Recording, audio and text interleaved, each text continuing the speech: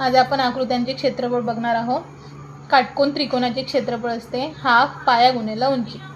समद्विभुज म्हणजे समभुज त्रिकोणाचे क्षेत्रफळ। समभुज म्हणजे ज्याच्या तिन्ही बाजू सेम असतात असे।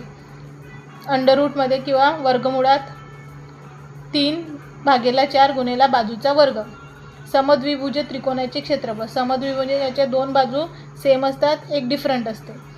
असमान बाजू भागेला 4 अंडर रूट मध्ये 4 समान बाजूचा वर्ग वजा असमान बाजूचा वर्ग। चौरसाचे क्षेत्रफळ बाजूचा वर्ग किंवा हाफ कर्णाचा वर्ग। कर्ण कसा काढतात? अंडर रूट गुणिले बाजू। आयताचे क्षेत्रफळ लांबी गुणिले रुंदी। वर्तुळाचे क्षेत्रफळ पाय r चा वर्ग। अर्धवर्तुळाचे क्षेत्रफळ 11 r चा स्क्वेअर भागेला 7। समभुज चौकोनाचे क्षेत्रफळ हाफ गुणिले कर्णाचा गुणाकार। आवडला तर सबस्क्राईब करा आणि लाईक करा। थँक्यू।